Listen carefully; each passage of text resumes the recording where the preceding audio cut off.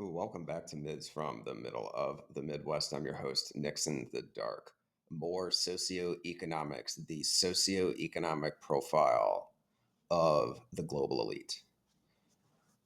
Generally, elites don't have much to do with our individual decisions and behavior on a day to day basis. Somebody who's highly elite, they may influence things that affect us, of course, naturally, perhaps too much, but we generally go through our day, even if we're obsessed with them, we tend to go through our day just dealing with our own shit. We tend to view them, though, as living these lives that are unrelated from us. And oftentimes we resent them. I suspect that on both sides of the political aisle, resentment and contempt for elites is at an all-time high. It's perhaps something that both parties agree on, is that we've had enough of these elites. But I have some sympathy for your average global elite, the people who are perhaps household names or not household names, but are very close to and or directly responsible for pulling the levers of power in our culture, in our world. They have insane amounts of power in our society. They're still, and in fact, if you look closely at the behavior that you're seeing from our elites, they are struggling with toxic shame. They're struggling with covert contracts. They struggle with fear and cowardice, especially when it involves approval from women. They struggle with being attractive to women. And the more I observe some of the behavior from our elites, the more it seems obvious to me that they are almost trapped in this nice guy syndrome, or a version of it that may seem alien to a lot of people, but makes perfect sense when you understand how toxic nice guy traits work. And tragically, they can influence us beyond merely the direct power that they wield because of that same toxic shame, and especially the knee jerk desire to do things for female approval.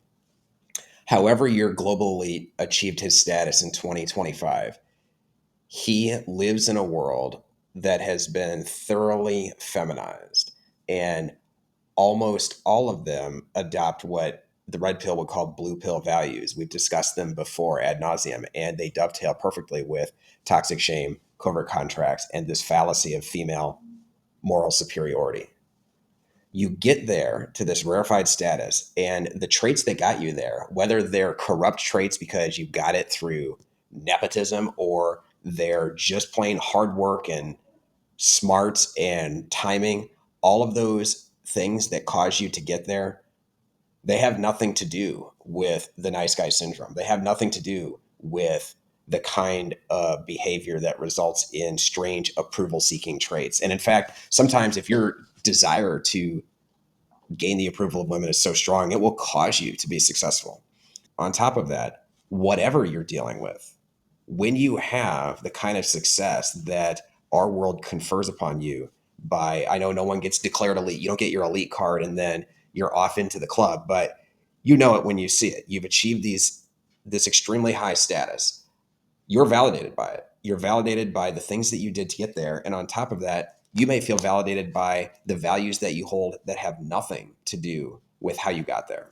So when you're at that extremely rarefied status, you are doing exactly the same things that the neighborhood nice guy is doing on a micro scale.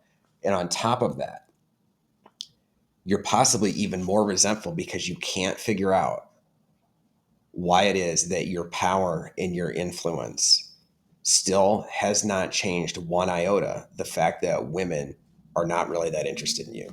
They may look up to you, they may worship you as a thought leader or somebody who's doing noble things for disadvantaged people throughout the world, but they're still getting wet for the biker who doesn't have two nickels to rub together. They're still getting wet for the guy at the gym, or the bad boy hip hop artist, or the pro athlete, or just that dude who's like maybe the elite's bodyguard. That's the guy they get wet for. They may even marry the elite because they see him as a perfect economic opportunity.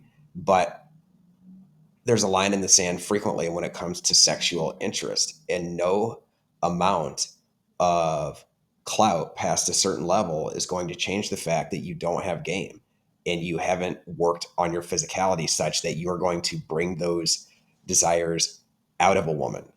Instead, she's going to want you for your clout. And when you see that, you're validated in all of these ways except for the one that matters most to you.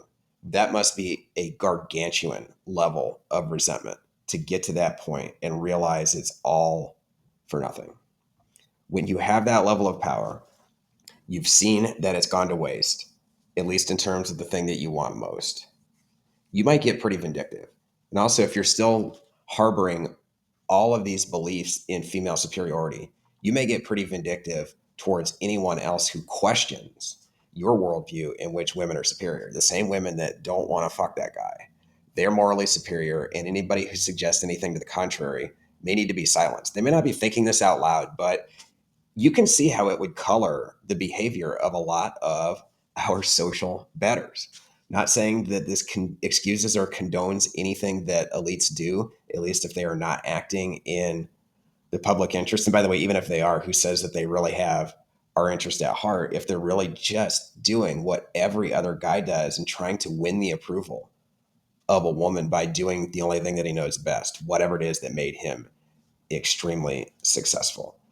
Just consider that if you're wondering how these nice guy traits are playing out in your life, when you step back and take a look at how they play out at a societal level, and you step back and look how individual actions that have impacts all over our society can still really boil down to things as simple and ordinary and easy to deal with as toxic shame, or the ability to just stand up to women, not because they're morally inferior or superior, but because they encroached on your boundary.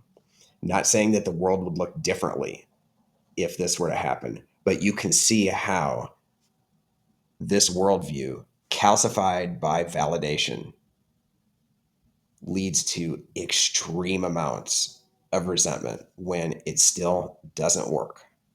Thanks for listening. Like, subscribe, and final thought. As we always refer to it, the male value algorithm: get jacked, learn game, build clout. Those all work in concert. The global elite who may have figured out how to amass enormous amounts of clout. You notice a lot of those guys, after they get rich, then they get personal trainers and chefs, and suddenly they get kind of svelte, maybe even jacked. They usually don't get game trainers. They don't ever get those guys who are going to speak to them and help them to recognize and deal with and address and confront the worldview that caused them to simultaneously reach the heights while building ever greater levels of envy and resentment. Take care.